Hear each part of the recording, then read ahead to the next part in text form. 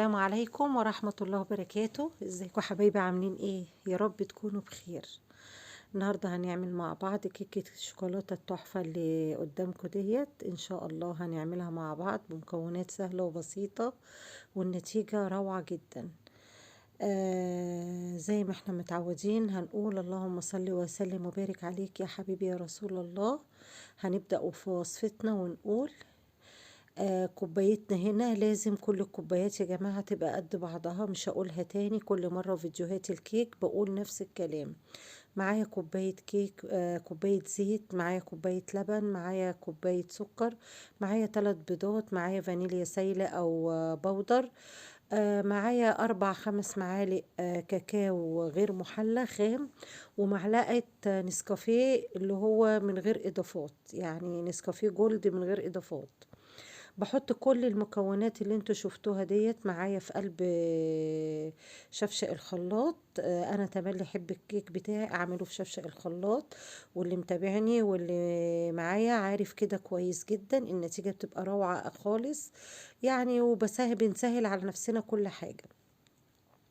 هنقول المكونات تاني: كوباية زيت، كوباية سكر، كوباية لبن، 3 بيضات، فانيليا، 3 4 معالق كاكاو لحد ما ناخد اللون الغامق دوت، الكاكاو اللي هو الخام، ومعايا معلقة نسكافيه، وممكن تستغني عنها بس انا بحب احطها، بتعزز طعم كيك الشوكولاتة جدا.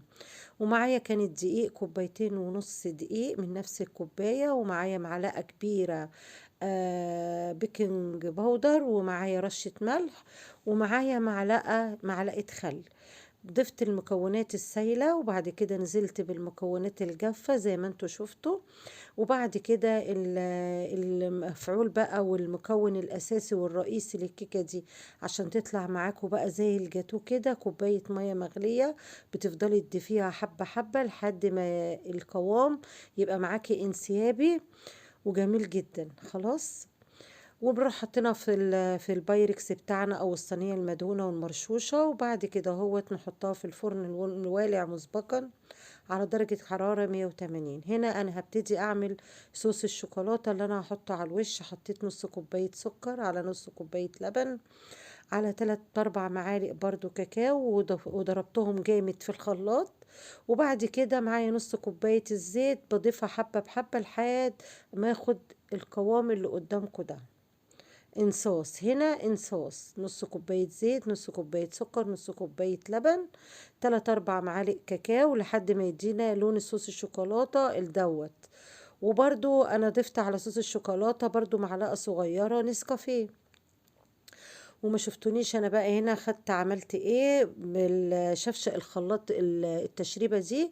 طبعا الخلاط كان مطرحه الصوص الشوكولاته ده، اعمل ايه؟ حطيت فيه شويه ميه دافيه، ضربتهم تاني، وحطيت الصوص ده كده برضو على جنب اللي انا بسقي بيه الكيك. اول ما تخرج بنخرم الكيكه كويس جدا، وبسقيها بالكوباية ديت. بدل ما اعمل كوباية لبن او كوباية مية وعليها كاكاو او صوص شوكولاتة، انا عملت الحركة ديت وخدت ايه احلى كوباية تسقية للكيك ديت. عندي بقى شوية فارماسيل هنا كان فضي في جولد، حلوين كده، رششتهم فوق الوش يدوني منظر. عندك شوية بندق محمص حطي، عندك شوية جوزة الهند حطي، عندك شوية كريسبي، اي حاجة عايزاها كده سادة. الحاجات دي طبعا التزويق دوت كله اجتهادات من اللي موجود عندنا في البيت بنشتغل بيه. بصي بقى انا عايزة اوريكي هنا النتيجة. بصوا، روعة، طرية جدا، جميلة، قوامها يا جماعة تحفة. قعدت يجي 3 4 أيام صينية الكيك دي، طبعا حافظاها في قلب علبة في قلب التلاجة. كانت طرية جدا جدا لآخر وقت، لا نشفت ولا شققت ولا حاجة، والنتيجة كانت هايلة. والصوص دوت كل الكيكة اتشربت منه بسبب التخريم بطرف السكينة او عصاية الشيش طاووق اللي احنا بنستعملها.